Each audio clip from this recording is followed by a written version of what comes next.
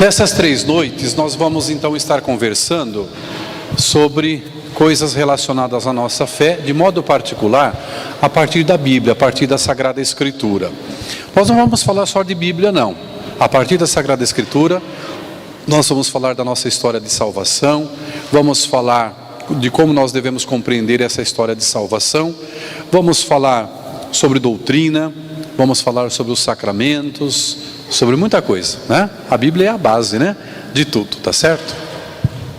Nós temos aprendido que a Bíblia, ela conta para nós a história da nossa salvação, não é isso? É a história de salvação, a Bíblia, a história da salvação de Deus por nós. Agora, pergunto para vocês, começando então já a reflexão desta noite: por que é que Deus precisou nos salvar? Quando a gente precisa salvar uma pessoa de uma situação, é sinal do quê? É sinal de que a pessoa está numa enroscada, não é? Ih, eu preciso lá salvar aquele fulano lá. Não é assim? Se você necessita salvar alguém, é sinal de que essa pessoa está numa pior. Não é isso? Ou estou errado? E mais, ela está numa pior e pelo visto sozinha ela não vai conseguir sair. Olha, querem se sentar aqui à frente?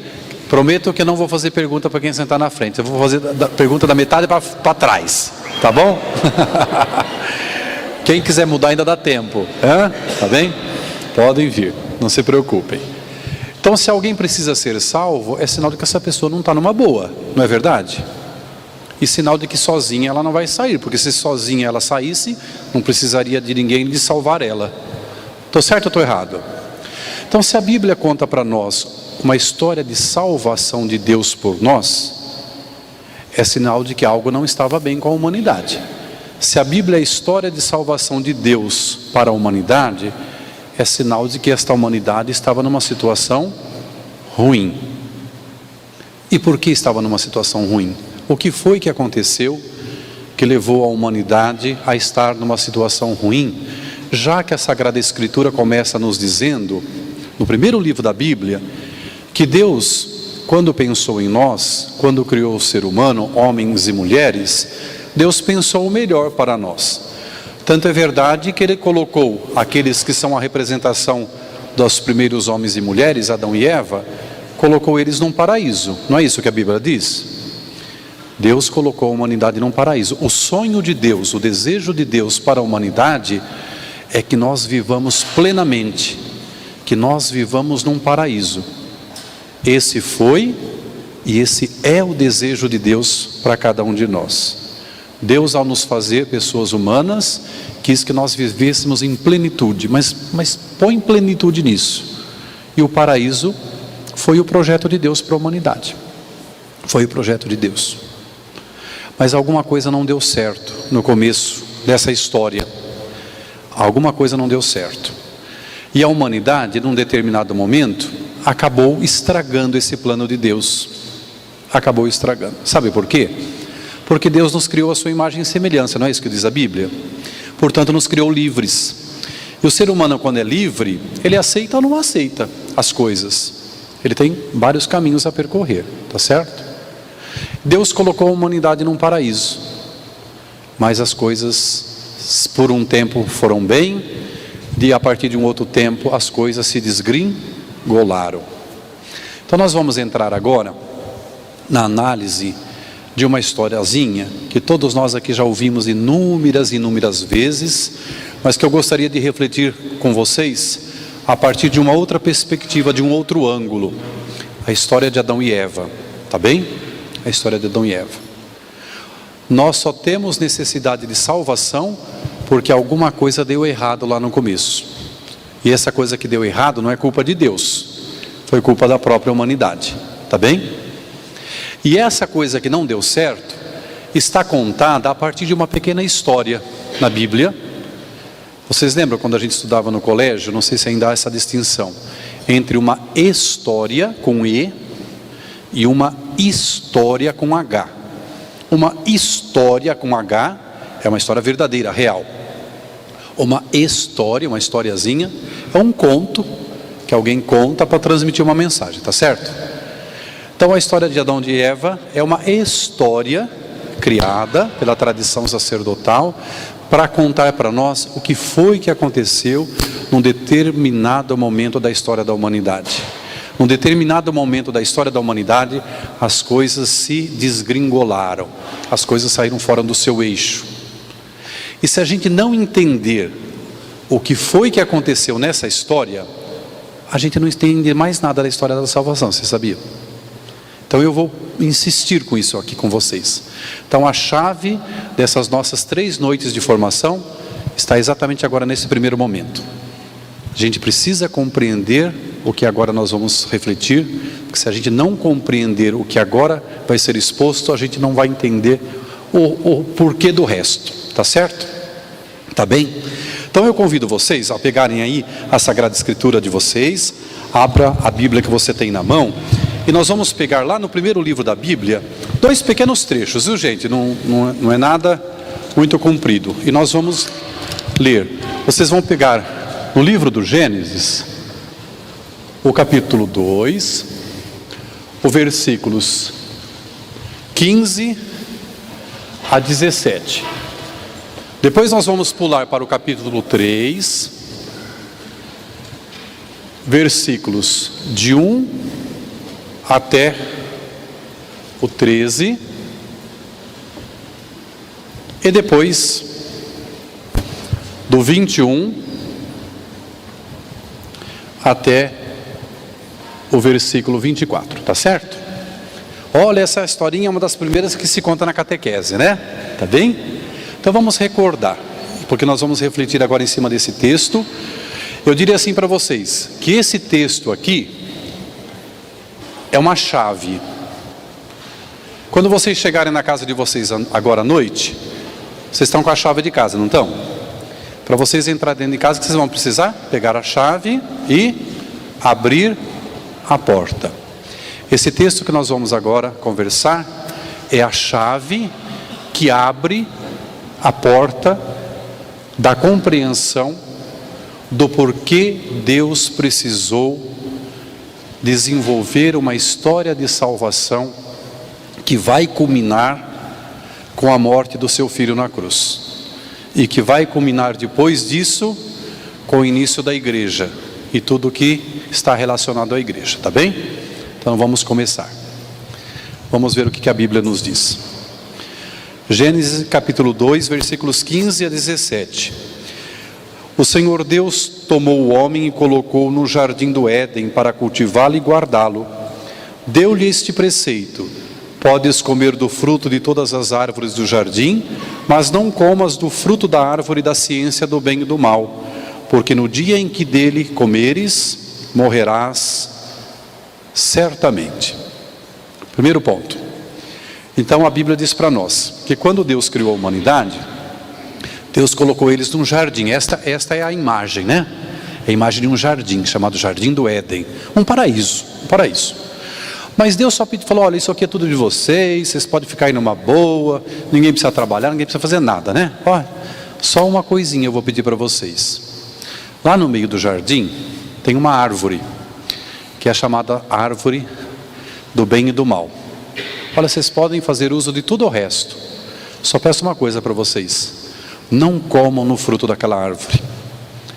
Deixa quieto. O resto vocês podem fazer o que vocês quiserem. Tá bem? Vamos ver o que aconteceu em seguida. Capítulo 3. Versículo 1. A serpente era o mais astuto de todos os animais dos campos que o Senhor Deus tinha formado.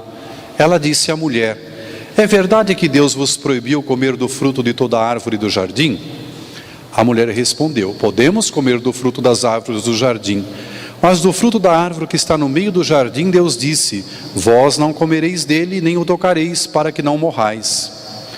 Oh não, disse a serpente, vocês não morrerão. Mas Deus bem sabe que no dia em que dele comerdes, vossos olhos se abrirão, e sereis como deuses, conhecedores do bem e do mal.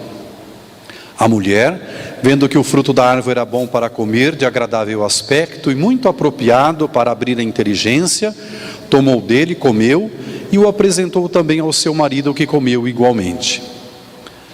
Atenção aqui. Então os seus olhos abriram-se, e vendo que estavam nus, tomaram folhas de figueira, ligaram-nas e fizeram cinturas para si. Aqui é o primeiro biquíni, viu, que inventaram, né? E eis que ouviram o barulho dos passos do Senhor Deus, que passeava no jardim à hora da brisa da tarde.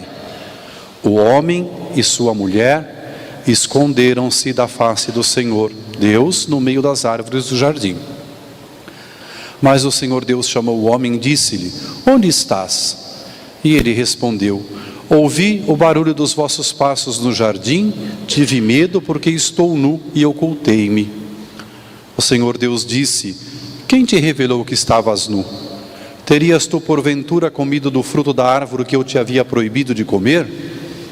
O homem respondeu: a mulher que pusestes ao meu lado apresentou-me deste fruto e eu comi. O Senhor disse à mulher: por que fizeste isto?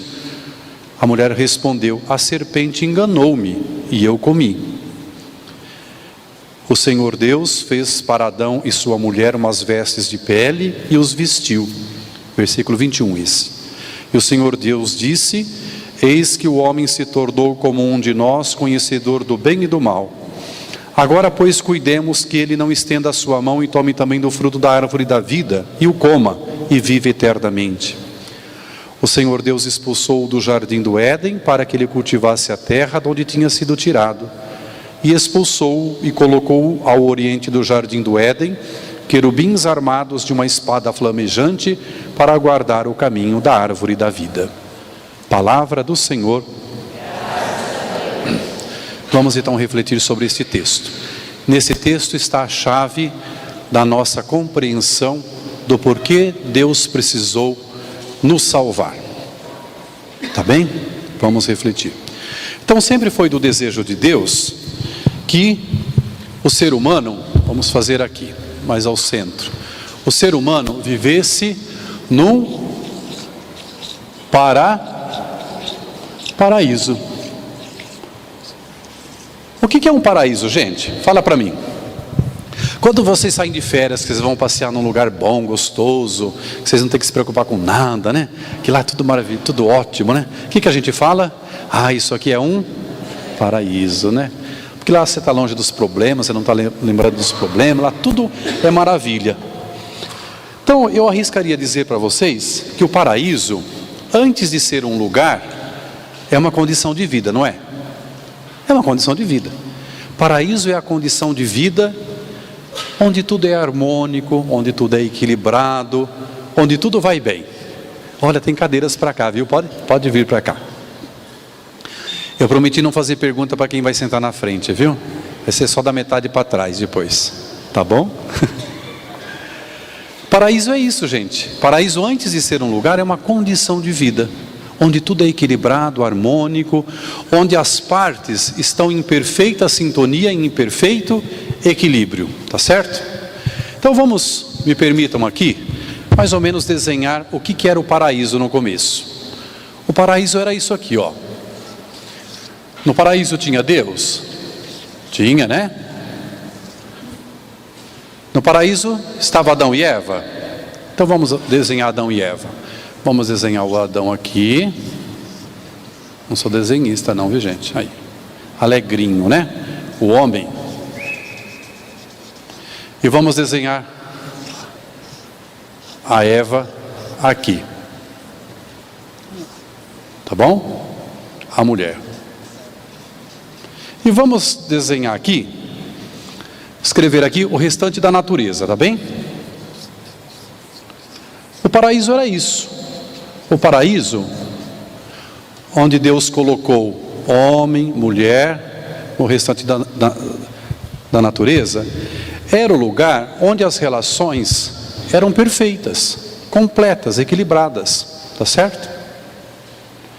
Então, a relação de Deus com o homem e com a mulher, tranquilos. A relação do homem e da mulher entre si, também. A relação do homem e a mulher com a natureza, do mesmo modo. E a relação de Deus com a natureza, paraíso é isso. O paraíso é a situação de vida, a condição de vida, onde essas 6 linhas estão em plena harmonia, completo equilíbrio, não há nenhum problema entre as partes, tá certo? Isso é um paraíso. Nós podemos dizer que nós vivemos num paraíso hoje? Está tudo bem entre nós e Deus hoje? Entre as pessoas entre si, nesse mundo, está tudo bem? Da humanidade com a natureza, está bem? Então nós não estamos no paraíso. Não. Nós não estamos vivendo no paraíso. Paraíso é isso. E Deus colocou o ser humano no paraíso. E no começo a humanidade, historicamente, viveu isso. Por quanto tempo não sabemos. Mas a Bíblia garante, por um certo tempo histórico, a humanidade viveu este projeto de Deus. Respeitando aquilo que Deus tinha pedido para eles. Vocês não comam do fruto da árvore do bem e do mal. Vamos ver o que significa isso. Deus falou para a humanidade assim: olha, vocês estão aqui nessa situação de vida, eu só vou pedir uma coisa para vocês. Não queiram ser referência daquilo que é bom ou ruim. Deixa para mim dizer para vocês o que é bom e o que não é bom. O que é o comer o fruto da árvore? Vamos refletir sobre isso. Quando você pega uma fruta, você pode ver que a Bíblia não fala que é maçã, viu gente? Pode ser uma jaca, uma pera, um cacho de banana, qualquer coisa, viu? Tá? É uma simbologia aqui. Ficou a maçã como símbolo, né? Cultural. Quando você pega uma fruta e come, o que você faz? Você morde, mastiga e engole. O que acontece com o alimento que você ingere? Vai fazer parte do seu corpo, não é assim? Pelo menos parte desse alimento. Parte o organismo descarta, né? Mas o que você come vai ser incorporado em você mesmo. Estou errado? Não estou errado, viu? Os pneus da gente que prova isso, viu? Que isso é verdade. Que o que você come é incorporado em você. Então quando Deus fala para eles assim: não comam do bem e do mal, desse fruto, Deus está falando para eles assim: não queiram incorporar para vocês a definição do bem e do mal. Deixa para mim. Eu digo para vocês o que é o bem e o que é o mal. Respeitem isso. Foi o que aconteceu? Não. Chegou uma hora que a humanidade, na sua liberdade, é um mistério isso. Por que fizeram assim? Não sabemos. Deus era a referência do bem e do mal. Aí a humanidade decidiu o contrário. Não, nós vamos ser a referência do bem e do mal. Aí entra a história da serpente. Ela apareceu e perguntou para a mulher: é verdade que Deus proibiu vocês comerem de todas as árvores? Ela falou: não, de todas não, mas daquela lá não, porque se a gente comer a gente vai morrer. Ela falou: não, vocês não vão morrer não, fique sossegado. Muito pelo contrário, ele está falando isso porque a hora que vocês comerem, a inteligência de vocês vai ser um espetáculo. E o que ela fez? Ela comeu. O que ela fez? Apresentou para o Adão, e ele também comeu. Comeu por quê? Quis. Comeu porque quis. Podia não ter comido. E a hora que eles acabaram de comer, o que aconteceu? O que está escrito aí? Eles perceberam que eles estavam nus. Olha que coisa estranha, né? Será que não tinham apalpado nada até então para perceber que estavam nus? Estranho, né? Será que não tinha espelho no paraíso? Por que só a hora que comeram perceberam que estavam nus? O que é perceber-se nu? Perceber-se nu é tomar consciência da sua real condição. Quando você está nu, você é aquilo lá. É tomar consciência da sua limitação de criatura, da sua finitude de criatura. Só então que eles perceberam que eles não viraram aquela bola toda como eles imaginavam. E diz a Bíblia que eles se esconderam. Atenção aqui. Eles se esconderam da face de Deus. Quando você está passando nas ruas de Urupês, você está passando numa calçada, e de repente você vê alguém que vem vindo lá na outra calçada, e você tem que se esconder no cantinho assim do portão daquela pessoa. É bom sinal isso? Sinal do quê? que entre você e aquela pessoa as coisas não estão nada bem, né? Se você tem que se esconder de alguém, é sinal que a relação tua com aquela pessoa já foi por água abaixo. Então, se eles tiveram que se esconder de Deus, porque tiveram medo, hein? Olha o que diz a Bíblia. É sinal de que esta linha aqui está intacta? Não. Isso aqui foi por água abaixo, não foi? Isso já acabou. Não está em perfeita harmonia, não está em perfeito equilíbrio. Eles não estão mais em sintonia com Deus. Já rodou isso aí. E Deus tomou iniciativa. Onde vocês estão? Ah, nós nos escondemos porque ficamos com medo. Mas por que vocês ficaram com medo? Vocês comeram do fruto da árvore? Ele perguntou para Adão. O que o Adão falou? O que ele falou para Deus? Por que ele comeu? Ah, foi ela. Ele tirou dele de campo, jogou a culpa nela. Não fui eu, fui ela que me trouxe para comer. Quando eu jogo a culpa em alguém, é sinal de que minha relação é perfeita, de equilíbrio, sintoniza com alguém? Não é. Então essa linha aqui também já foi por espaço. E Deus perguntou para Eva, e aí? O que ela falou? Foi a cobra, que está aqui.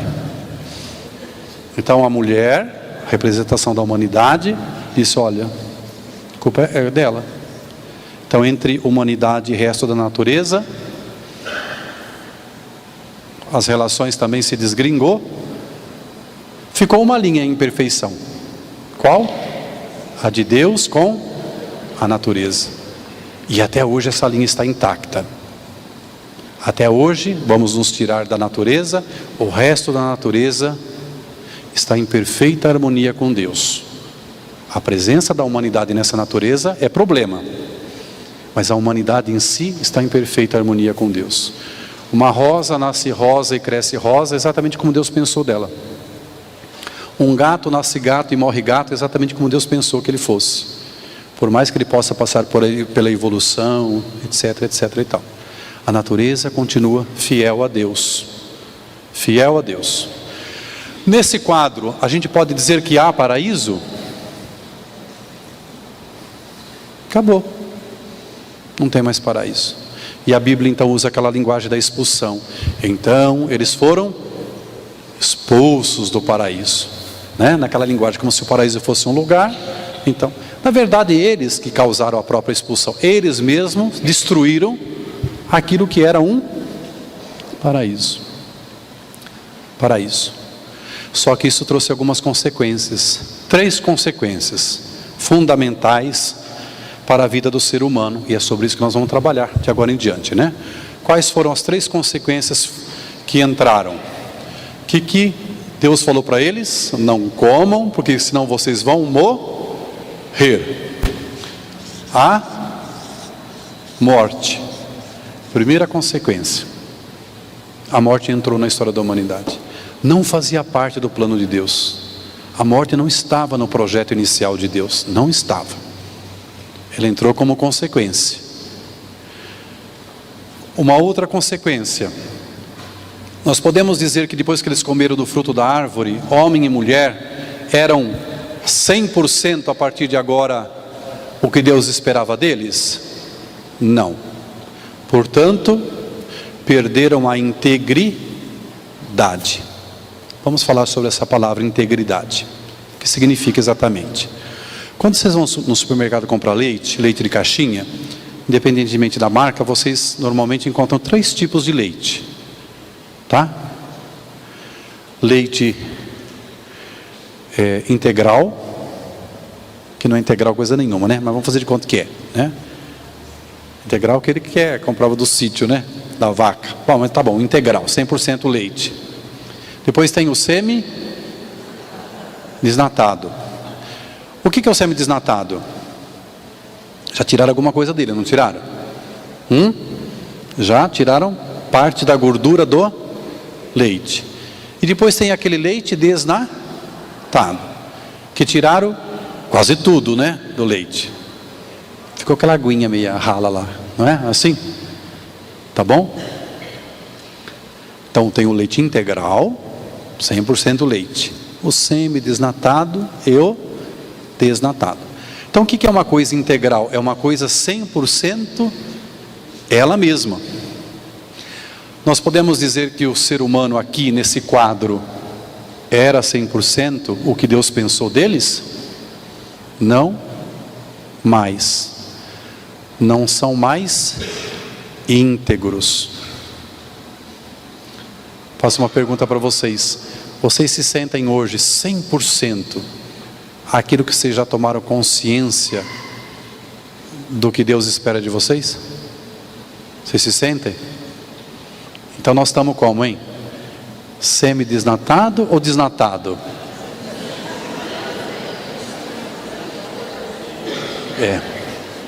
Então nós perdemos a integridade. Então o ser humano perdeu a integridade. A perda da integridade. O ser humano não é mais íntegro, segundo o olhar de Deus. E a Bíblia não disse que o homem foi expulso do paraíso? Deus ficou no paraíso e eles foram expulsos. Quer dizer que eles foram colocados longe do olhar de Deus. Deus os vê, mas eles não mais vê a Deus. Então entre eles e Deus ficou uma distância. Não dá mais para ver Deus. E na teologia nós chamamos isso, entrou na história da humanidade, a mancha do pecado original. Uma mancha, igual uma catarata, sabe? Como uma mancha na frente dos olhos, que eu olho e não enxergo, consigo ver Deus. Nenhum de nós está vendo Deus aqui agora face a face. Se alguém ver, pode correr no psiquiatra, tá? A mancha do pecado original. Nós não vemos Deus agora face a face. Isso que aconteceu aqui é chamado pecado da origem, pecado original. Tá? Na verdade, o que aconteceu? O ser humano tirou Deus de ser o centro da sua referência para colocar-se a si mesmo como referência. Não é Deus que tem que me falar o que é bem e o que é mal. Eu sou dono do meu próprio nariz.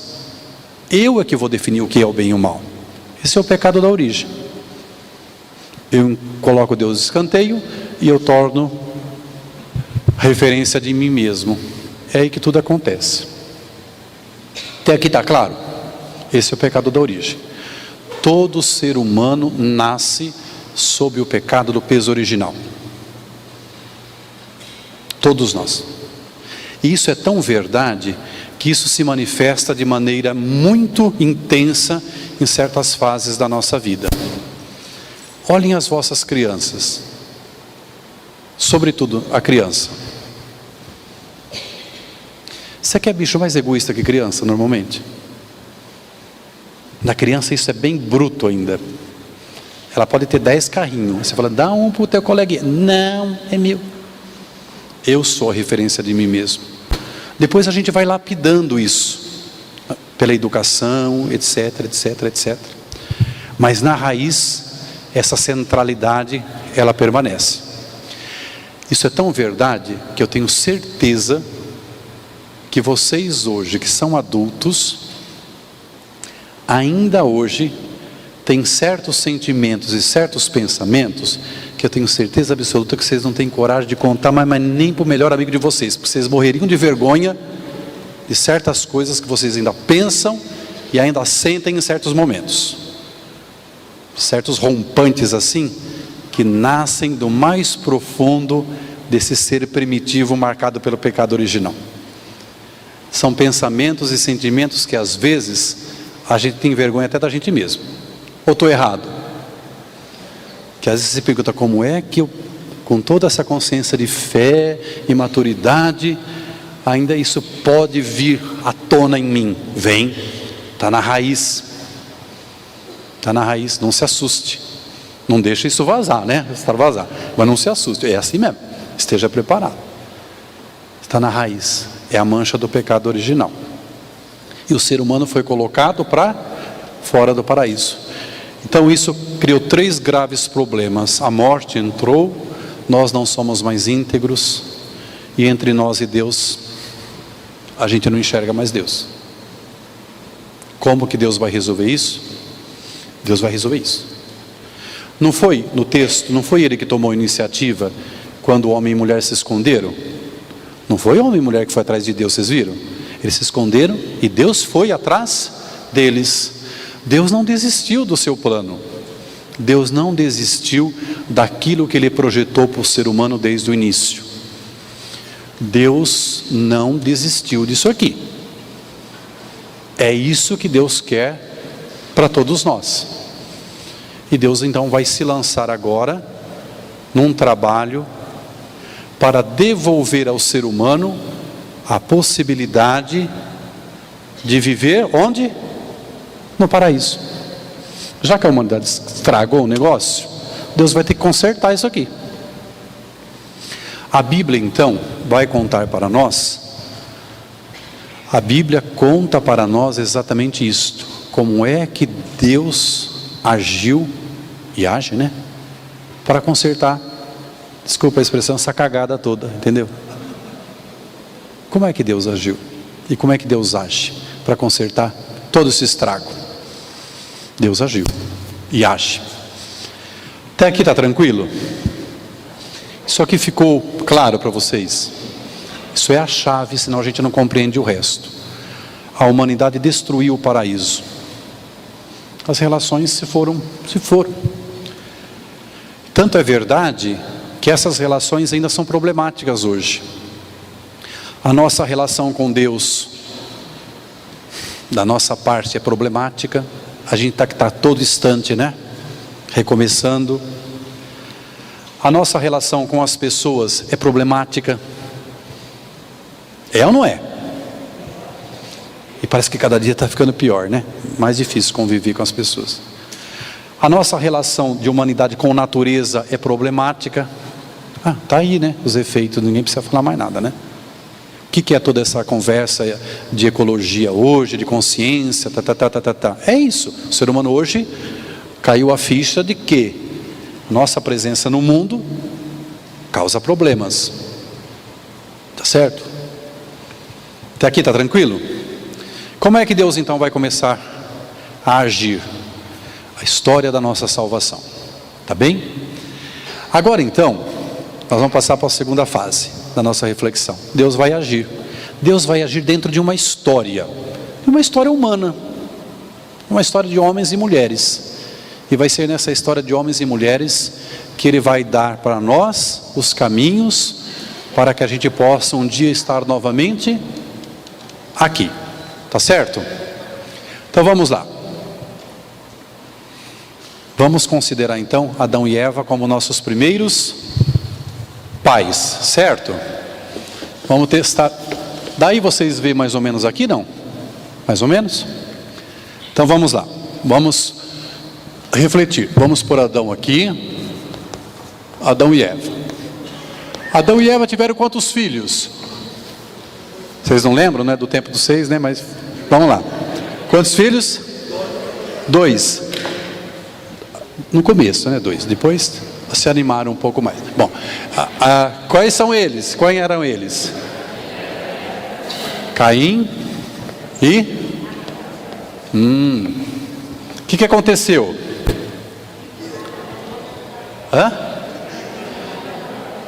Caim matou Abel?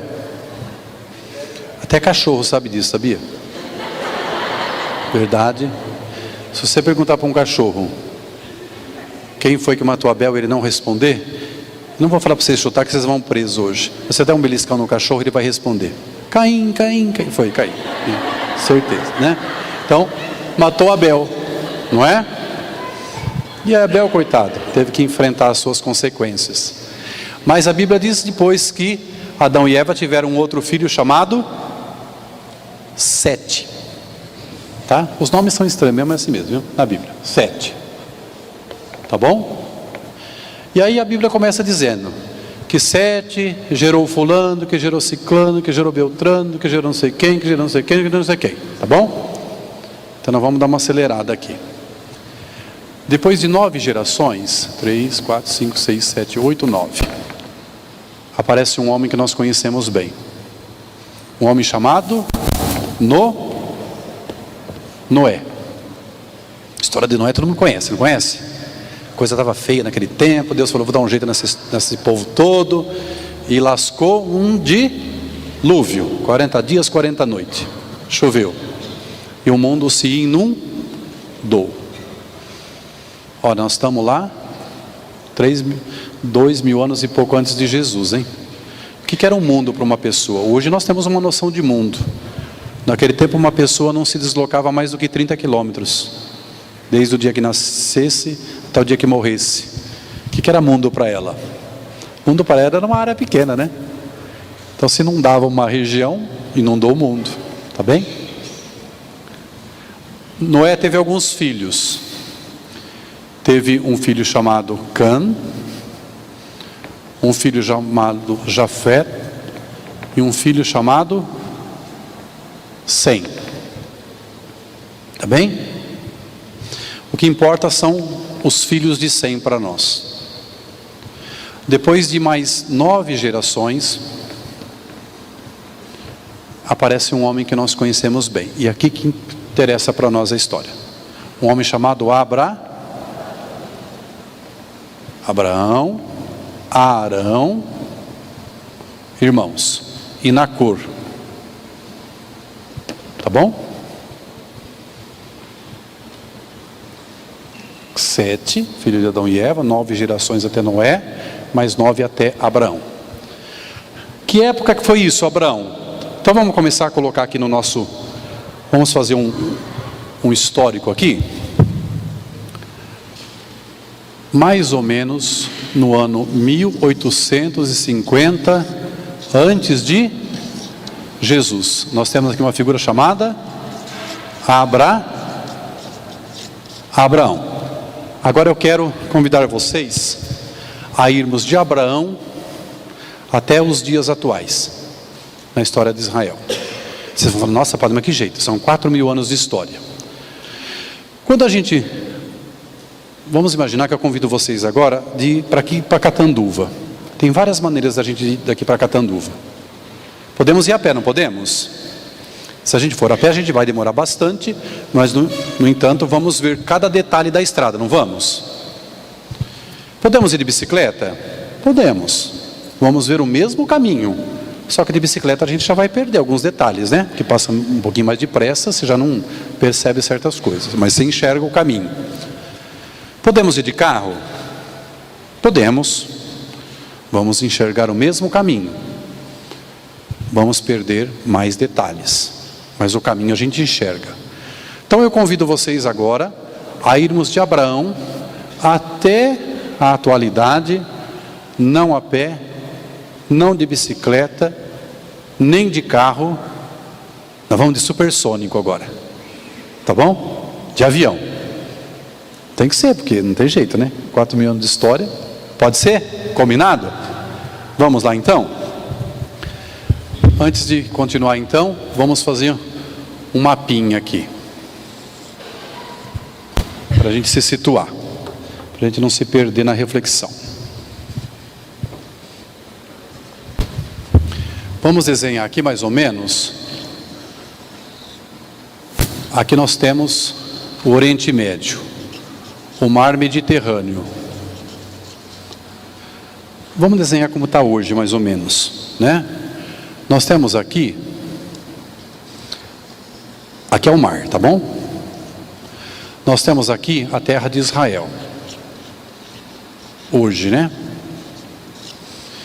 Nós temos aqui embaixo o Egito. Tá bom? Aqui está o rio Nilo. Então, temos aqui o canal de Suez, muito bem. Tá. Nós temos aqui hoje o Líbano. Nós temos aqui hoje, mais ou menos assim, a Síria. Aqui em cima está a Turquia. Aqui do lado está o Iraque. Aqui do lado é o Irã. E aqui embaixo é a Arábia Saudita. É hoje o mapa do Oriente Médio. O que Deus falou para Abraão? Sai da tua terra e vai para onde eu te mostrar. Se você for para lá, eu vou te dar duas coisas que você quer. Vou te dar terra e descendência. Abraão era idoso, a esposa era idosa. Todo mundo lembra? De Sara. Onde que vivia Abraão? Nessa área que hoje é o Iraque. Falou para ele, sai daqui e vai para lá, para a terra de Israel, que no tempo de Abraão era chamada de Canaã. Vai para lá. Abraão foi para lá. Deus deu a ele a terra e deu a ele descendência. Ele teve naquele tempo, a Bíblia diz com clareza, né? Era normal que um homem tinha a esposa oficial, mas tinha outras mulheres também. Ele teve um primeiro filho com a escrava, né? Mas depois ele teve o filho com a esposa mesmo legítima. Qual era o nome do filho de Abraão? Isaque. Lembra que ele foi provado depois? Deus vai provar realmente se ele tinha fé. Vai pedir o sacrifício do filho, lembra? Quando ele vai sacrificar o filho, Deus interrompe, diz, não é preciso você fazer isso, etc. e tal. Tá bom. Filho de Isaque. Isaque, filho de Abraão. Isaque teve quantos filhos? Vamos lá, gente. 2 filhos. Esaú e Jacó. Esaú era o mais velho. E naquele tempo vocês sabem que o direito era sempre sobre o mais velho. O mais velho herdava tudo, inclusive as terras. O mais novo nunca herdava nada. Mas a mãe, o pai, Isaque, né? O pai Isaque, essa história é importante. Isaque puxava a brasa mais para o filho mais velho, Esaú. A mãe puxava a brasa mais para o filho mais novo. Diz a Bíblia que Isaque gostava do filho mais velho, mas o filho mais velho era mais atiradão, né? Mais guerreiro. Diz a Bíblia que ele era muito peludo. Até isso a Bíblia diz. E o outro mais novo era mais caseiro, etc. e tal. Quando o pai ia morrer, ele passava o direito da primogenitura, o seu direito de pai, de chefe de família, para o filho mais velho. Mas a mãe puxava a brasa mais para o mais novo. E quando o pai estava morrendo, diz a Bíblia, o mais velho estava lá cuidando dos bichos lá na roça, a mãe chamou o mais novo e falou assim, ó, teu pai está morrendo, é agora. O que ela preparou? Ela pegou o filho, Jacó, pôs peles de carneiro dele, porque o irmão era peludo, né? Então se ele chegasse perto do pai e o pai passasse a mão, ele era liso, coitado, né? O pai ia falar, não é ele, né? Prendeu peles de carneiro nele, pôs a roupa do mais velho, para o pai sentir o cheiro do mais velho, sinal de que eles não lavavam muito, né? Por aí você já percebe. E o velho estava lá meio cego na cama, coitado, já morrendo, Isaque, não é? Então, o filho chegou perto, ele sentiu o cheiro do filho, ele passou a mão no filho, e o que ele fez? Transmitiu a bênção para o filho. Deram uma ludibriada no velho, né, coitado, na hora da morte. Transmitida a bênção, está feito, não tinha como voltar atrás. Bom, aí vai ter um probleminha entre os 2 irmãos, etc. e tal, né? Nada que não se resolva. Jacó então fica sendo o chefe da família, tá bom? Vamos adiante na história. Estamos indo de avião, né? Vocês perceberam. Jacó teve quantos filhos? 12. Ele estava mais animado que os outros já, né? Perceberam, né? Não tinha televisão, né? 12 filhos, dos quais o 11º era um homem que se chamava José. E José nasceu com um dom especial, não nasceu? Com o poder de interpretar sonhos. E ele começou a ter uns sonhos que deixaram os irmãos fulo da vida com ele. Ele primeiro teve um sonho assim. Ele via uns feixes de trigo num círculo e um feixe no meio. E todos os feixes de trigo curvados para aquele trigo que estava no meio. Os irmãos falaram, esse mais novo aí vai dar trabalho, né? O feixe mais novo era ele. Depois ele tem outro sonho. Ele vê o sol, a lua, 10 estrelas voltados para uma outra estrela que estava no centro. O sol era o pai, a lua era a mãe, os outros 10 eram os irmãos, o caçula não tinha nascido ainda, voltados para ele. Os irmãos então já começaram a estar com ele na garganta, né? Tinham inveja. Ele era o caçula ainda, o Benjamim não tinha nascido, sabe, o pai cocoricava o caçula, e alguns irmãos já começaram a, né, dizer, olha, nós precisamos dar um jeito nele. E a coisa foi azedando, resolveram matá-lo. Alguns irmãos interviram, não deixaram matar o irmão mais novo, e fizeram o que com José? Venderam José como escravo. Passou uma caravana por lá, que ia para o Egito, venderam o menino como escravo. Ele foi parar no Egito, como escravo. Então desceu de Israel para o Egito. História importante, olha, gravem bem. No Egito, José foi vendido por um alto dignatário do faraó. E ele se mostrou um cara muito capaz na administração. Logo ele se tornou administrador dos bens daquele alto funcionário do faraó. Tá certo? O cara largou tudo na mão dele. Ele que administrava tudo, com muito sucesso. Mas a Bíblia diz que a esposa desse alto dignatário do faraó, que era dono dele, porque ele era escravo, começou a arrastar uma asa para o lado do José, diz a Bíblia. Se engraçou com ele. E ela começou a investir em cima dele, mas ele era escravo, ele sabia qual era a sua condição. Se ele caísse nessa bobagem, ele estava perdido. E ela tentou, e ele escapando, até o dia que ela fez uma armada lá, como se ele tivesse tentado agarrar ela. Onde foi parar José? Na prisão. 3 anos na prisão, por causa dessa bobagem, dessa história. A esposa do cara deu em cima dele, e ele foi parar na prisão. Naquele período na prisão, o faraó do Egito começou a ter um sonho recorrente, repetidamente.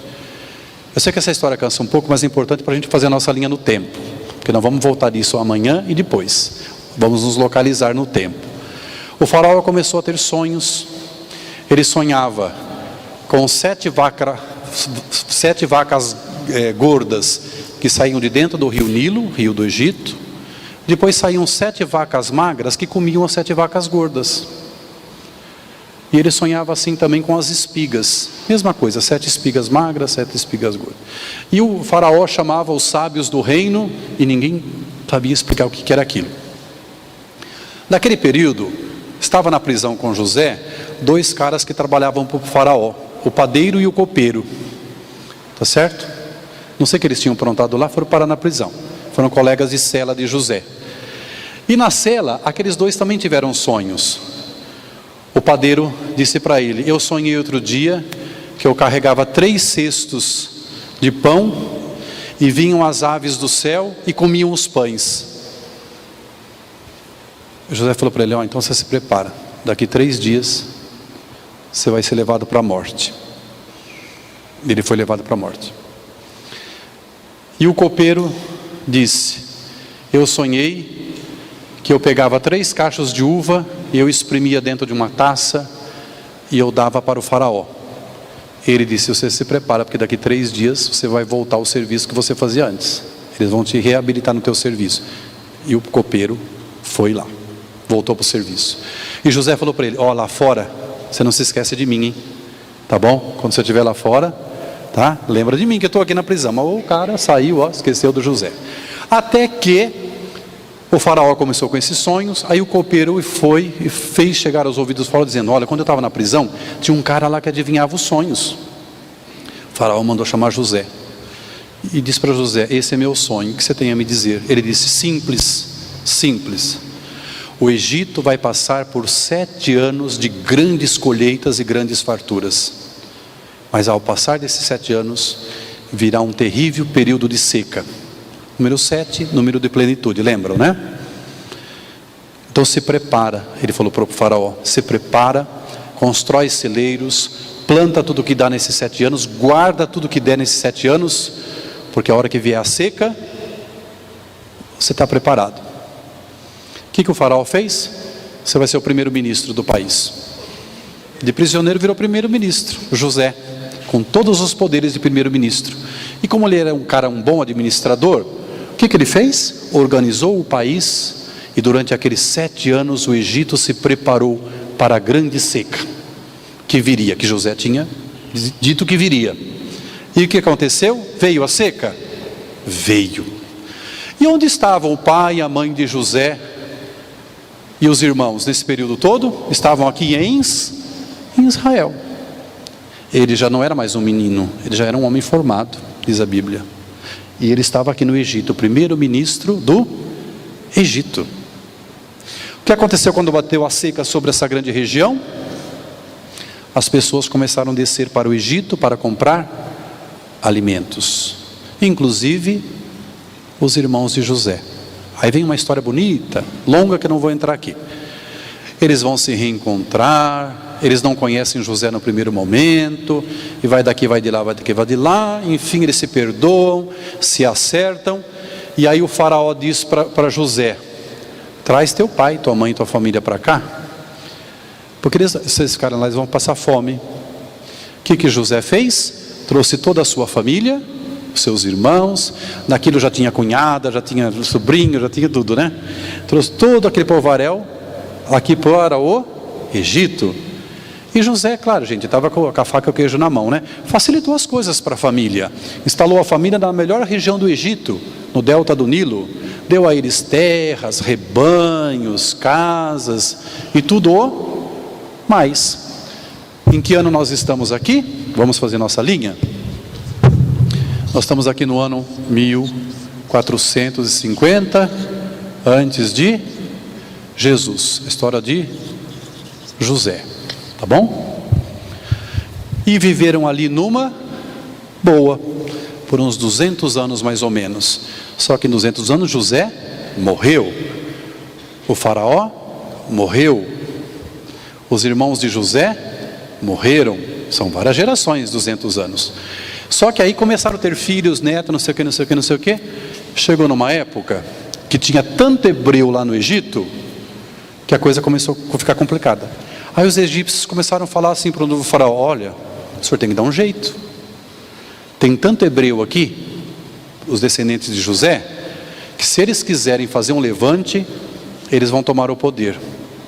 O que o faraó resolveu? Escravidão neles.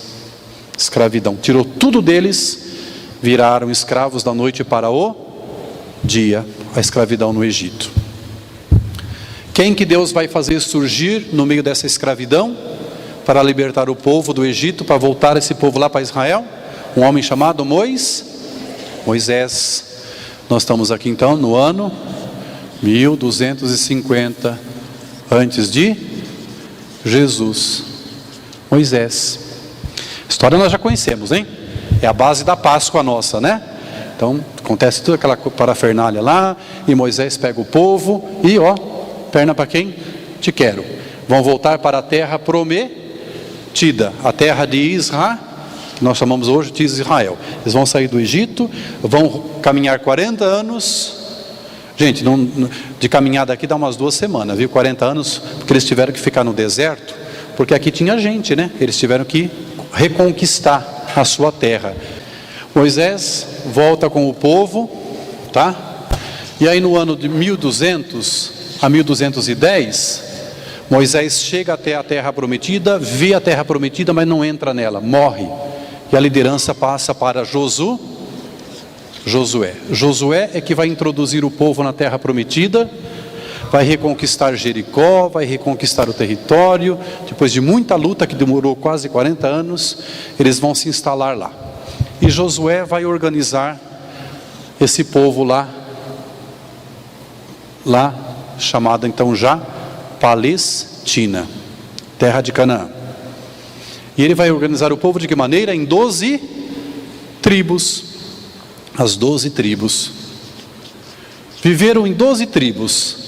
Cada tribo tinha lá o seu chefe, o seu juiz, o seu ancião, tá bom? E viveram assim por quanto tempo? Viveram assim por mais 200 anos. Aí o que começou a acontecer? Começou a acontecer que as tribos isoladamente eram fracas. Então vinham inimigos, atacavam uma tribo, vinha inimigo, atacava outra tribo, vinha inimigo, atacava outra tribo. Chegou no ano 1000, eles falaram assim: não dá para a gente continuar vivendo em tribos separados, nós temos que nos juntar, fazer um governo só. Aí vai aparecer a figura do rei. O primeiro rei de Israel, o rei Saul. O segundo rei de Israel, o rei Davi. O terceiro rei de Israel, o rei Salomão. E aí, a partir de Salomão, no ano 930, os filhos de Salomão fizeram uma brigaiada toda para ver quem é que ia ficar no lugar do pai, e acabaram rachando o reino entre o reino de Israel no norte e o reino de Judá no sul. A capital aqui era Samaria, aqui embaixo era Jerusalém. E aí as coisas começam a ficar complicadas. Estou chegando já perto de Jesus, hein? No ano 722, agora começa os pepinos. A Assíria invade o reino de Israel. No ano 587 a.C., o rei Nabucodonosor, rei da Babilônia, invade a cidade de Jerusalém. Muito problema. Muito problema. Tá certo? 587. No ano 538, o rei da Pérsia, Ciro, invade a Babilônia e a Síria, torna-se rei, fala para o povo: pode voltar, volta para lá, volta do exílio. O rei da Pérsia, Ciro. E eles vivem de volta lá na terra de Canaã durante 200 anos, até o ano 333, que são invadidos por um homem conhecido como Alexandre o Grande, rei da Macedônia, rei da Grécia. Alexandre da Macedônia. 10 anos mais tarde, no ano 323, Alexandre morre, que nem vai caber aqui tudo, hein? Morre, seus generais dividem o seu império e a terra de Jesus cai na mão dos Ptolomeus. Não precisa engravar tudo isso, só para vocês se situarem. No ano 200, cai na mão dos Seleucidas. No ano 175, o povo hebreu se revolta, é a revolta dos Macabeus. Vivem assim bem por quase 100 anos, até o ano 63 antes de Jesus, quando o general Pompeu, general do Império Romano, invade a Palestina. Romanos. Aqui começa então a dominação romana, ano 63 antes de Jesus. Aí temos Jesus, vamos voltar Jesus para cá, ano 0, Jesus. A terra de Jesus, hein? Olha só, olha que confusão toda. No ano 614, ou melhor, no ano 70, os romanos destroem o templo, mandam os judeus tudo embora da Palestina. E isso ficou até o ano 614, quando os persas invadem aquela terra. No ano 628, eles são expulsos de novo pelos romanos. No ano 638, os romanos caem, e ali começa a dominação árabe, que vai até o ano 1099, quando os cruzados cristãos da Europa tomam a Terra Santa. Até o ano 1303, quando os mamelucos que vieram do Egito tomam aquela região. Até o ano 1512, quando o Império Turco Otomano invade aquela região.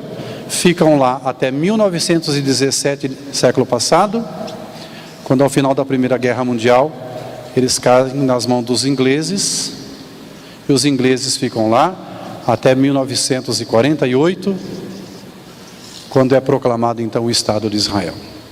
Essa é a história do povo de Israel. Vocês cansaram de ouvir, né? Datas e números, né? Eu vou deixar aqui porque nós vamos voltar aqui nos próximos. Foi nessa história que Deus agiu. até aqui Jesus Cristo. Aqui está a história da salvação. Nessa historieira toda foi que Deus agiu para nos trazer salvação. Tá bem? Só para eu não me perder no tempo. Cansativo. Fomos de avião. Não foi nem de carro, hein? São 4.000 anos de história. Começa 1850 antes de Jesus com Abraão, porque pela Bíblia não dá nem para precisar Adão e Eva e aquele povo lá, até os dias atuais.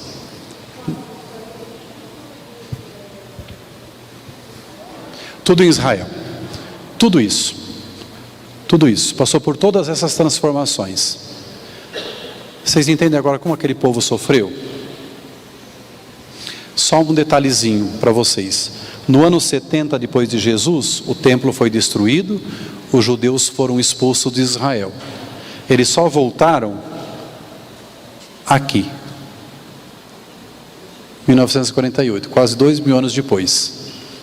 Na última noite eu vou falar um pouquinho sobre isso naquele conflito. Está tranquilo aí? E Deus então começou através de Abraão, de José, de Moisés, de Josué, depois dos profetas, até Jesus, a construir a história da salvação. Tá bem? Como é que nós podemos entender a ação de Deus nessa história toda? Como é que nós entendemos a ação de Deus nessa história toda? Se aqui, eu não falei que homem e mulher foram expulsos do paraíso? Eles não perderam o contato com Deus? Eles perderam tanto o contato com Deus, que chegaram até a se esquecer que Deus existia. Deus precisou começar novamente um processo de revelação. Deus começou a se revelar do zero para esse povo, até chegar a Jesus. Começou falando qual era o seu nome, e foi falando pelos patriarcas primeiramente, depois pelos juízes, depois pelos profetas, foi falando, foi se mostrando, pouco, até se mostrar por completo. Vou fazer uma comparação. Vamos imaginar que eu chegue aqui para vocês e diga assim: olha, lá em Catanduva tem um homem que se chama Manuel. A gente não sabia que lá na Catanduva, na rua tal, mora um homem chamado Manuel. Mas alguém está revelando isso para nós, que lá tem um homem que chama Manuel. Está ótimo, muito bem, então a gente já sabe. Mas como é esse Manuel? Não sabemos. Amanhã o Manuel manda para nós uma foto. Bom, eu já sei o nome, estou vendo a cara do fulano. Já começa a constituir mais ou menos a imagem da pessoa, não é? Depois essa pessoa manda um WhatsApp para a gente e diz assim: olha, eu gosto disso, eu gosto daquilo outro, Bom, já vai melhorando, não vai? Você já sabe o nome, você mais ou menos sabe a cara dele, mais ou menos você sabe o que ele faz da vida, o que ele gosta, o que ele não gosta. E como é? Mas isso basta? Qual que é a melhor maneira para a gente conhecer o Manuel? Qual que é a melhor maneira? Pessoalmente. E o que é mais fácil? Nós todos sairmos daqui, irmos para lá, ou pedir para o Manuel, que é um só, e vir para cá? Pedir para ele vir para cá, né? Fica mais fácil do que nós 200 aqui irmos para lá. Não é mais fácil? E qual é a melhor maneira de a gente conhecer uma pessoa? Nosso povo tem um ditado que diz que a melhor maneira da gente conhecer uma pessoa é comer com ela o quê? Um saco de sal. O provérbio árabe original diz que são 7 sacos de sal. Um só não dá. E eu acho que não dá mesmo, às vezes, dependendo da situação. Como é que se come um saco de sal com alguém? É sentar numa roda e meter a colher no saco? Não. Como que é? É aos poucos. Convivendo. Então é assim que Deus agiu nessa história de salvação. O homem e a mulher perderam tanto contato com Deus, que até não sabiam mais que Deus existia. Deus começa a se revelar a Noé, a Abraão, e vai se revelando, e vai falando com Abraão, com José, com Moisés, com Josué, depois com os juízes na época das tribos, Depois dos reis, não era o rei que falava com Deus, era o profeta. Aqui começa a surgir os profetas, e Deus falou através dos profetas, até que, o que Deus fez? Veio comer um saco de sal conosco. Foi isso que Deus fez? Ele foi se revelando, se revelando, se revelando, se revelando, se revelando, se revelando. Mas qual é a maneira melhor da gente conhecer a Deus? Pessoalmente. E o verbo se fez carne e habitou entre nós. Então Deus veio morar conosco, veio conviver conosco. E para que Deus se revelou aos poucos, até Jesus? Para quê? Para consertar a cagada daqui. Não foi? Não nos esqueçamos disso.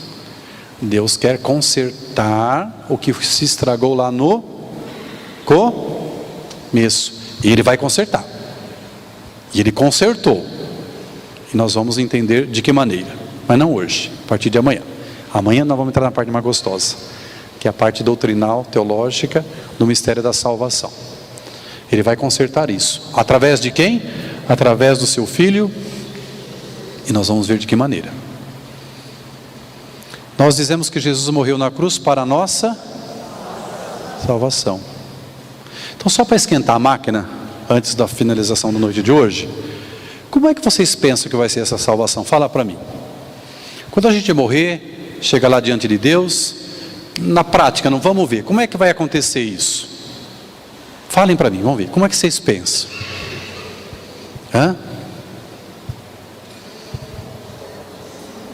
Deus vai pôr uma balança em cima da mesa, fala, tua vez, vem cá, vamos ver, né?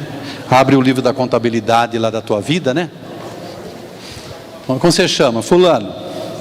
Vamos ver o que você fez de bom, o que você fez de ruim. É mais ou menos assim que a gente pensa ou não? Como é que vocês imaginam? Não vamos ver na hora H. Fala para mim.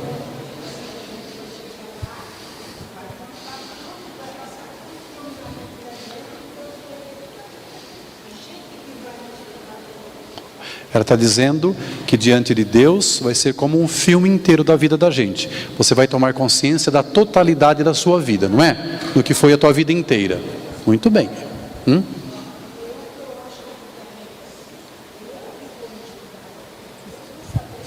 Eu que vou me julgar.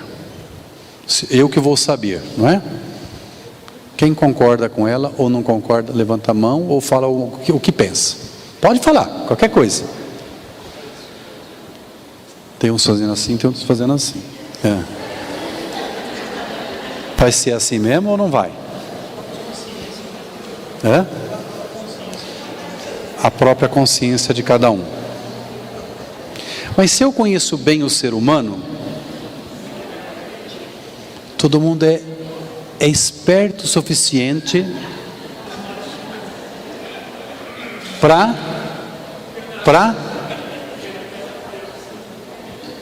quê?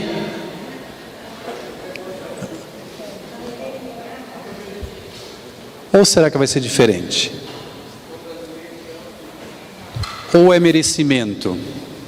A salvação é dada conforme o seu merecimento.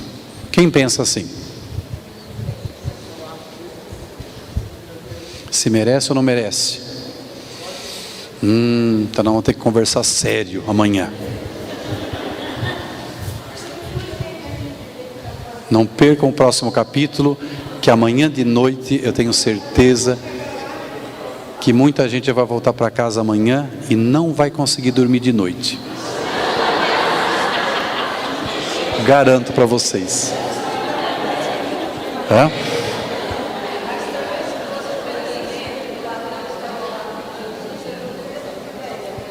Estarás comigo no paraíso. Mas disse que era um ladrão bom. Não era? Disse que era um bom ladrão.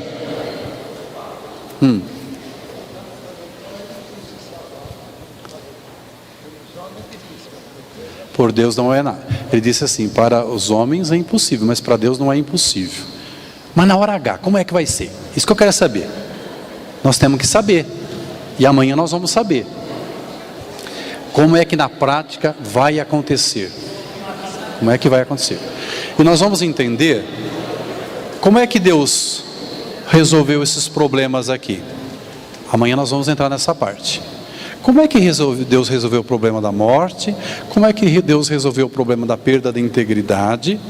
Como é que Deus resolveu o problema da mancha? Como é que nós vemos a Deus? Como é que nós podemos voltar a ser íntegros? Como é que Deus resolveu o problema da morte? Tá bom? Amanhã nós vamos entrar nisso, porque Deus falou nessa história. Tá bem? Agora, para a gente finalizar, para a gente não estender, como é que a Bíblia está organizada? A Bíblia é um livro? Fala para mim. Hã? É ou não é? Não, não é. A Bíblia não é um livro. Não é. Se fosse um livro, ela chamava livro, não chamava Bíblia. E vou explicar por quê. A palavra Bíblia vem da língua grega. A língua grega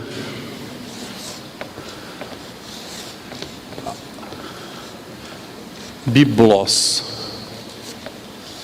Biblos é livro. Biblos. Mas não é um biblos. Nós não chamamos a Bíblia de biblos. Nós chamamos a Bíblia de Bíblia. Tá? A Bíblia não é uma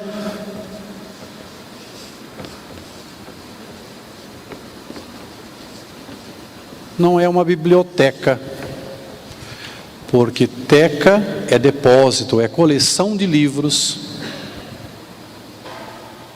A Bíblia não é uma coleção de livros, porque coleção está sempre aberta. A pessoa tem uma coleção de selos, apareceu um selo novo, o que ela faz? Põe na coleção. Ela coleciona moedas, apareceu uma moeda interessante nova, o que ela faz? Põe na coleção. Então, teca é sempre coleção, ou depósito. Então, uma hemeroteca. Uma hemeroteca é uma coleção de jornais, de revistas. Uma biblioteca é uma coleção de livros. Uma pinacoteca é uma coleção de quadros. Uma discoteca é uma coleção de discos. Então, quando terminar teca, é coleção.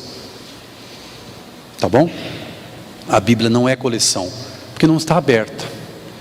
A Bíblia é um conjunto de livros, fechado, considerados livros inspirados. Não está aberto. A gente não enfia mais livro ali no meio. Ela é uma coleção de livros. Não é um livro só. A gente está acostumado, porque a gente tem um volume só, né? Só um volume. Aqui dentro tem 73 livros que os judeus e os cristãos consideram livros inspirados por Deus e que revelam para nós a verdadeira história de salvação. Tá bem? Nós temos 46 livros no Antigo Testamento e nós temos 27 livros no Novo Testamento, né? Então nós temos 46 no Antigo Testamento e 27 livros no Novo Testamento, tá bom? E como é que esses livros estão organizados? Olhem aqui para essas duas prateleiras. A Bíblia está organizada assim. Exatamente assim. Duas prateleiras com 4 tábuas cada uma. É assim que a Bíblia está organizada. Então não pensemos nós que a Bíblia está assim. O primeiro livro da Bíblia foi o primeiro livro a ser escrito. O último livro foi o último livro a ser escrito. Não. Ela está numa ordem lógica. Numa ordem lógica. Que ordem que é esta? Vamos compor? No início da noite vocês receberam nas mãos um falso livro aí, né? Tá bom? Vamos compor então? Como é que a Bíblia está organizada? Aqui no Antigo Testamento, na primeira prateleira, estão 5 livros que a tradição judaica dos judeus dizem, que a tradição diz, que foi Moisés que escreveu. É o chamado Pentateuco. O Brasil é o quê do mundo? Campeão. Por que penta? Porque foi 5 vezes campeão. Então penta é 5, teuco é rolo, Não rolo de confusão, hein? Rolo de livro.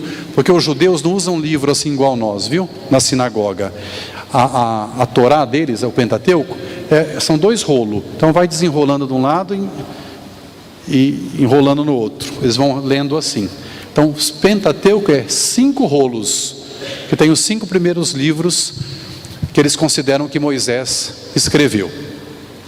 Então, prestem atenção aí, você que está com o livro e já levanta, do Gênesis, do Êxodo, do Levítico, dos Números e do Deuteronômio. Pode levantar e vir aqui.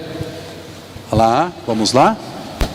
Então, os 5 primeiros livros da Bíblia que Moisés escreveu, segundo a tradição dos judeus. Então vamos lá, o primeiro livro. Cadê o Gênesis? Muito bem, obrigado. Olha lá, livro do Gênesis. Êxodo. Opa. Êxodo. Isto. Obrigado. Levítico. Isto. Números. E Deuteronômio. Primeira parte da Bíblia. Na segunda prateleira do Antigo Testamento, os judeus colocaram os livros históricos, que contam a história. Tá bom? Parte da história. Aqui também conta a história, mas os mais importantes estão aqui. Vamos lá então. Quem tem livro de Josué, Juízes, Ruth, 1 Samuel, 2 Samuel, 1 dos Reis, 2 dos Reis. Levantemos esses aqui primeiro. Vem cá, vamos fazer a segunda prateleira, os livros históricos. Josué primeiro. Josué, aqui. Vamos lá. Livro dos Juízes. Juízes. Aí, obrigado. Peraí, querida. Livro de Ruth. O livro de Ruth, a parte verde. Vamos pôr nos outros já. Samuel, esse aqui, Reis. Isso, Samuel e Reis. E já levanta também quem está com o 1 Crônicas, 2 Crônicas, Esdras, Neemias, obrigado querida, Tobias, Judite, Esther, Macabeus 1, Macabeus 2. Vamos lá. Vamos montar nossa prateleira. Ruth, Samuel 1, Samuel 2, Reis 1, Reis 2, Crônicas 1, quem está? Aqui.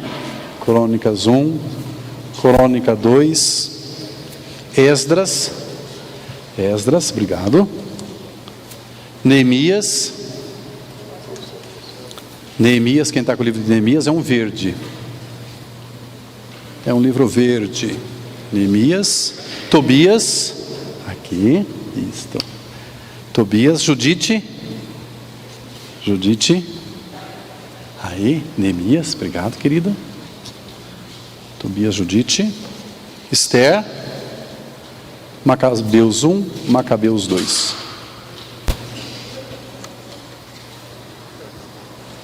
Pronto, a segunda prateleira está formada. Então, na segunda parte da Bíblia tem livros históricos. Durante toda aquela história, o povo de Deus desenvolveu uma espiritualidade, certo? Uma espiritualidade de conhecimento de Deus, etc. e tal.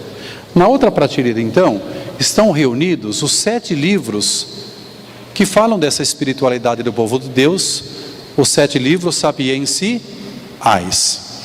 Então vamos lá, livro de Jó, dos Salmos, Provérbios, pode levantar, Eclesiastes, Cântico, Sabedoria e Eclesiástico.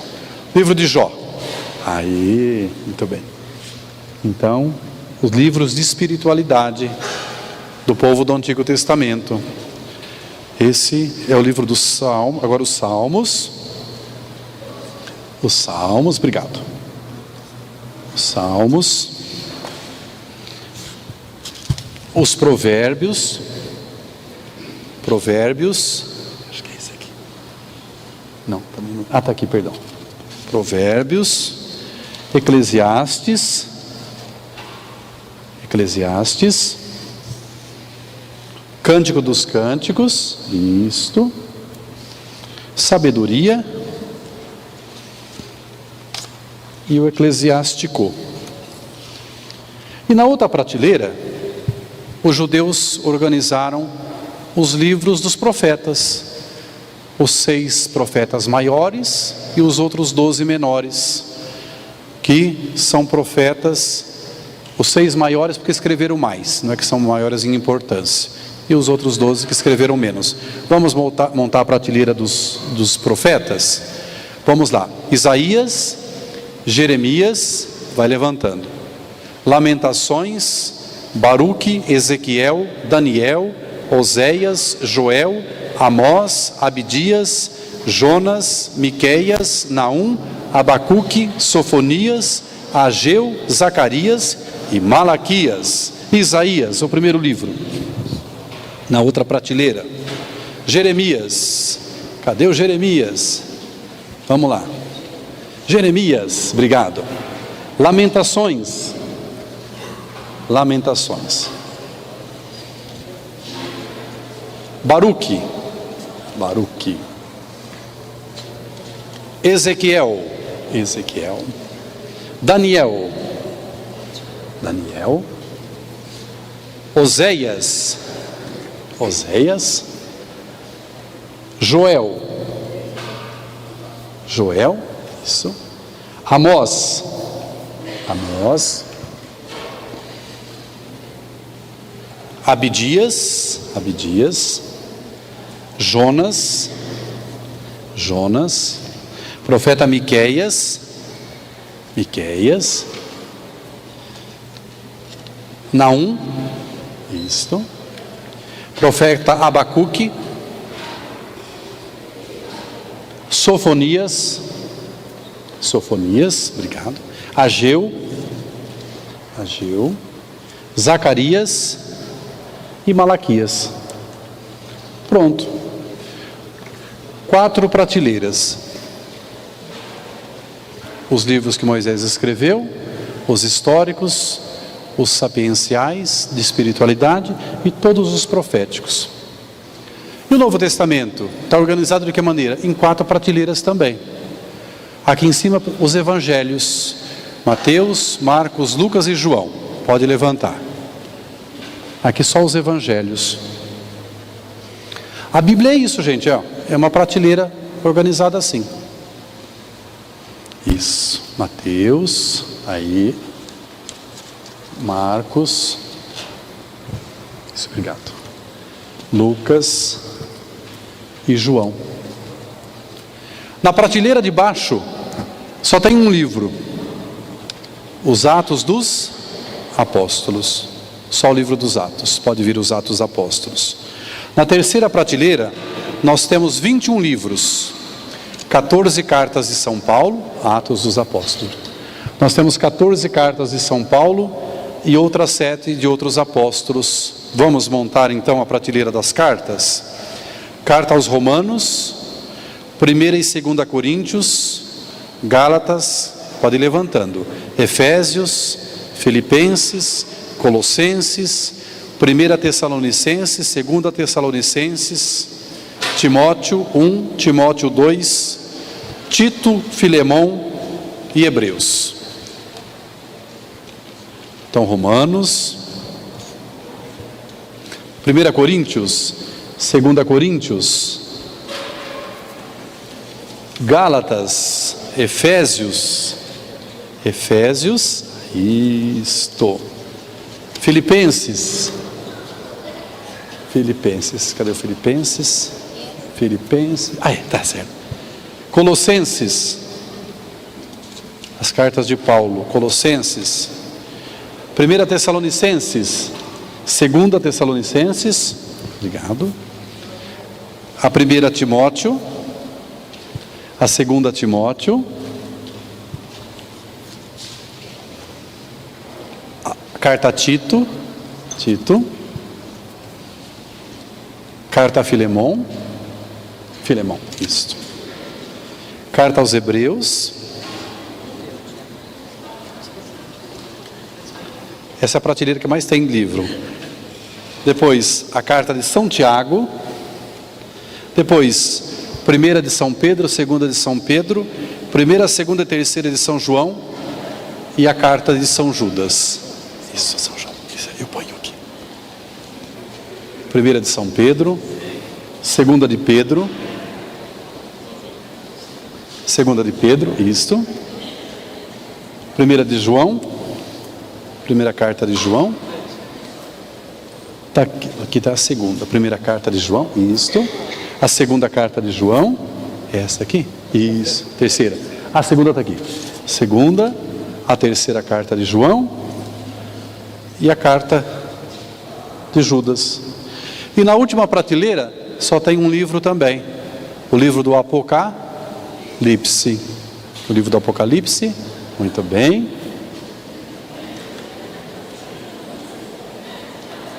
Aê! Leu tudo? Pronto. É isso. A Bíblia é isso. Não é uma biblioteca. Porque nessa lista a gente não pode pôr mais nada. É um conjunto de livros que os judeus consideraram inspirados, e os cristãos também aceitaram isso, e que os cristãos consideraram inspirados. Só esses livros foram escritos na história, a respeito da história do povo de Deus? Não. Muitas outras coisas foram escritas, mas que nem os judeus, nem os cristãos aceitaram como coisas sérias. De vez em quando vocês escutam assim: o evangelho apócrifo de Maria Madalena. Alguém escreveu um evangelho em nome de Maria Madalena. O evangelho apócrifo está fora da lista.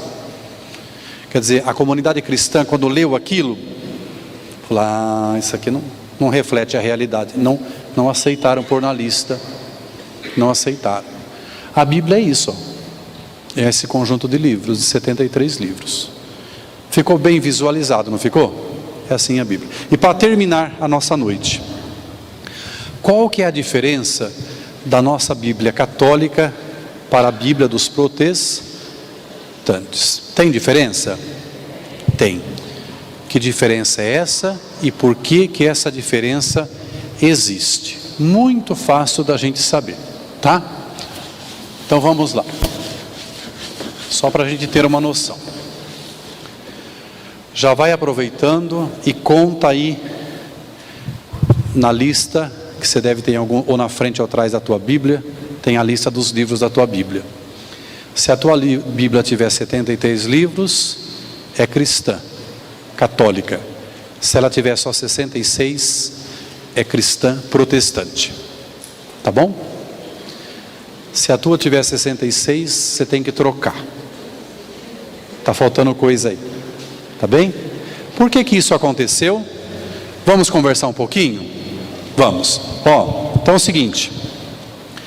Tá vendo essa prateleira aqui? Isso aqui não foi os cristãos que organizaram. Foram os judeus.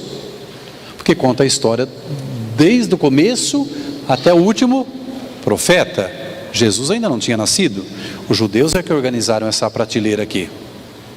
E os apóstolos aceitaram como livros revelados. Foram os judeus que organizaram. Quando é que eles organizaram? Olha, 300 anos antes de Jesus. Essa lista já estava organizada. Tá bom? Lá no Egito, aqui no Egito, tinha no ano 300 uma comunidade muito grande de judeus, na época de Alexandre o Grande. E eles traduziram todos esses livros aqui, que tinham sido escritos em hebraico, aramaico, para a língua grega. Quantos foram os homens que fizeram isso? 72 homens, 72 sábios judeus. Então, eles traduziram tudo isso para a língua grega. Essa lista fica conhecida como a lista dos 70, ou Septuaginta. Tá ótimo. Traduziram tudo isso para o grego. Mas tudo isso estava lá em Israel, em hebraico e aramaico, que era a língua original. Tá ótimo. Passou 300 anos, Jesus nasceu. 100 anos depois de Jesus, começaram a surgir os evangelhos, livro dos Atos Apóstolos, cartas de João. Aí os judeus, aqui em Israel, não os do Egito, os de Israel, começaram a ficar com medo desses escritos que começaram a aparecer. No ano 100 eles tomaram uma decisão, fizeram uma reunião, uma cidadezinha ao sul de Israel, chamada Jâmnia, e eles tomaram uma decisão. A decisão deles era o seguinte: eles iam tirar desta lista, que já estava feita há muito tempo, todos os livros que não foram escritos na Terra Santa, que não foram escritos em hebraico, ou que foi escrito em aramaico e grego, eles iam tirar, e aqueles que tinham sido escritos depois do ano 400, da época de Esdras. Então, os judeus aqui de Israel tiraram dessa lista o livro de Macabeus, primeiro e segundo. Tiraram dessa lista o livro de Judite, o livro de Tobias. Tiraram dessa lista o livro do Eclesiástico, o livro da sabedoria, e tiraram lá embaixo o livro do profeta Baruque. E parte do livro de Esther e parte do livro de Daniel. Parte, não vou tirar isso daqui. 7 livros a menos. Esses 7 livros não estavam de acordo com as regras que eles estabeleceram. Não foram escritos em Israel, não foram escritos em hebraico, ou foram escritos depois do ano 400. Então eles tiraram desta lista estes livros. Então a lista dos judeus de Israel ficou com 66 livros. A lista dos judeus de Alexandria ficou a lista dos judeus daqui ficou com 46 livros. A lista daqui ficou com 39 do Antigo Testamento. O que os apóstolos fizeram? Ano 100. Disseram: não, esses livros também são livros inspirados por Deus. Os apóstolos, quando saíram de Israel, levaram com eles a lista completa. Tá bem? Sempre foi a lista completa. Os apóstolos levaram consigo a lista total.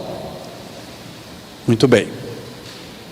Passou 1450, 70, 80 anos. Aparece uma figura na história chamada Martinho Lutero. Lutero vai protestar contra, era um frade dominicano.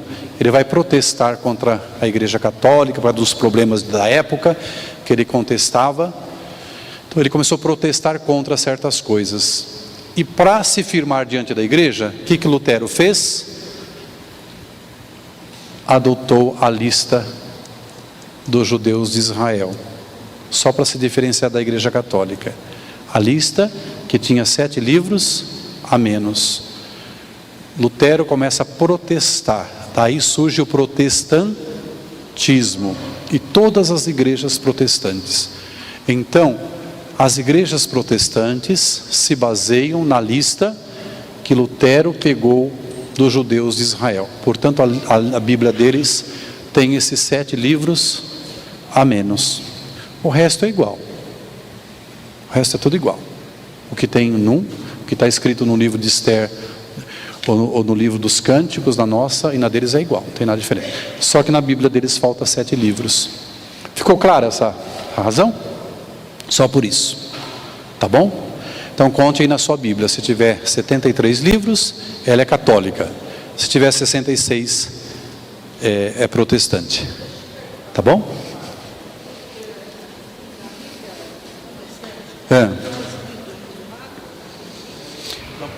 Ela está perguntando se na Bíblia protestante está escrito o imprimatur. O imprimatur é uma autorização da igreja para que um livro seja feito. Só se tiver o imprimatur deles, né?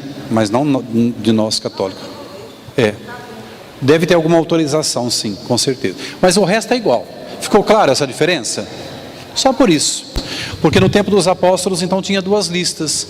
Uma mais completa e uma menos completa. Mas os apóstolos disseram: não, a mais completa é a que nós vamos ter conosco, porque esses livros são também revelados. A noite de hoje foi mais estrutural, história, estrutura. A partir de amanhã nós vamos entrar então na parte doutrinal. Essa parte é muito mais gostosa, tá bom? Sem data, sem número, sem nada, tá bom? Mas então eu quero adiantar a vocês. Jesus morreu ou não morreu para a nossa salvação? Vocês acreditam seriamente nisso? Muito bem. Então quer dizer que Deus deu a salvação em Jesus Cristo, não deu? Deu ou não deu? Então está dada. Pronto. A salvação já está dada para todo mundo.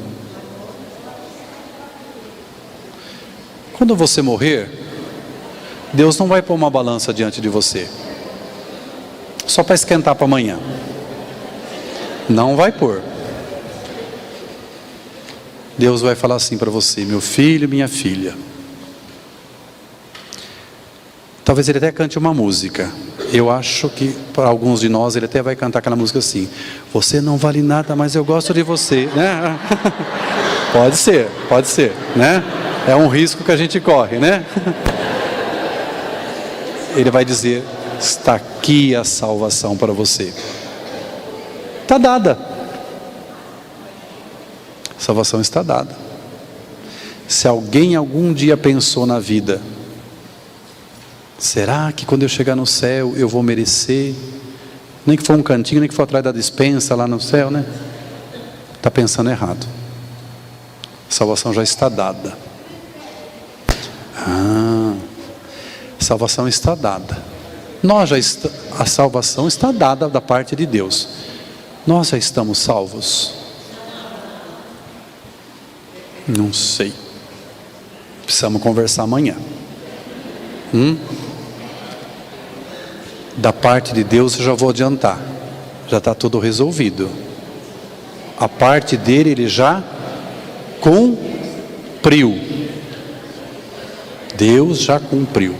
Quer dizer que para o pior traste que tem nesse mundo, a hora que chegar lá, Deus vai dar a salvação? Vai. Claro, já está dada. Não tenha dúvida. Isso significa dizer que todos nós estaremos salvos? Vamos conversar amanhã. Temos que conversar. E quem não vir, olha, vai que chega lá tem dúvida, melhor vir amanhã para saber, hein? Se Deus deu, como que é isso, hein? E ela fez uma pergunta muito oportuna. Como é o nome da senhora mesmo? Se Deus deu a salvação, como que a igreja ensina para nós que tem céu, inferno e purgatório? Se a salvação está dada, como é que nós compreendemos uma coisa dessa se a salvação está dada? Como é que a gente entende isso? Nós temos que entender isso. Amanhã nós vamos entender isso. Pode ter certeza. Tá bom? Mas que está dada, está dada. Tá bem? Vamos terminar? Vamos rezar. Então vamos pedir à nossa Mãe Santíssima, então, que nos ajude a darmos um passo bem profundo amanhã, na continuidade da compreensão desse mistério de salvação. Ave Maria, cheia de graça, o Senhor é convosco. Bendita sois vós entre as mulheres, bendito é o fruto do vosso ventre, Jesus. Santa Maria, Mãe de Deus, rogai por nós, pecadores, agora e na hora de nossa morte. Amém. Nossa Senhora das Dores, obrigado pela presença de vocês, e amanhã teremos o nosso segundo capítulo. Tá bom?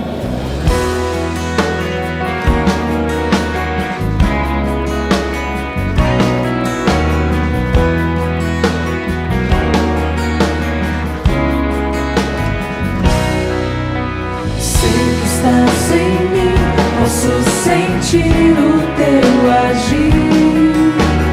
O meu coração, tua morada santa.